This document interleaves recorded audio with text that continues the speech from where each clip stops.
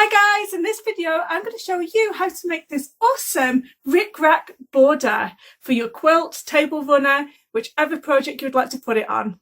So I have this really wide Rick Rack here, and what I'm going to do first is baste it into place around my table runner.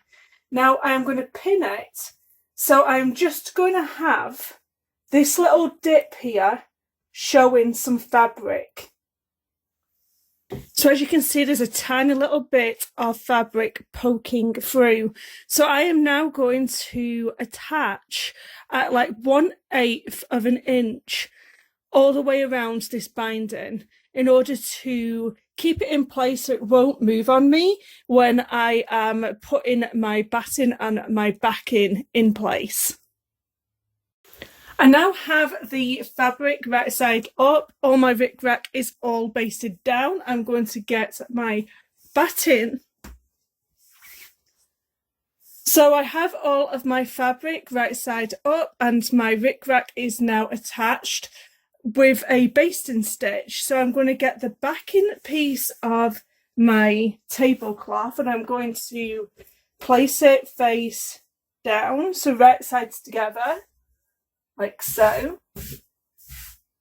And then I'm going to get my batting piece, I'm going to put that on top of there.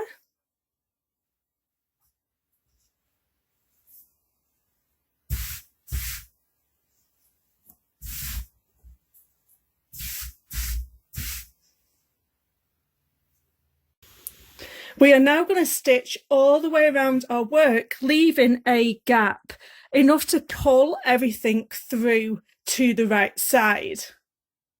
This stitch here is the original stitch keeping the Rick Rack into place for us. So you either want to stitch on top of that, but I now recommend that you stitch a little bit over. So you're going to overall do like a 1/4 inch stitch.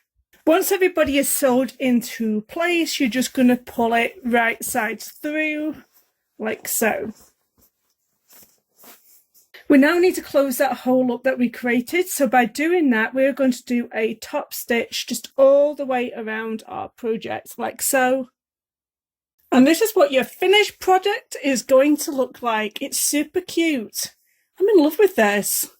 I really hope you've enjoyed attaching this Rick Rack border and you've seen just how simple and easy it is.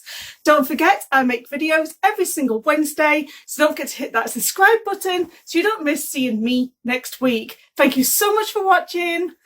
Bye.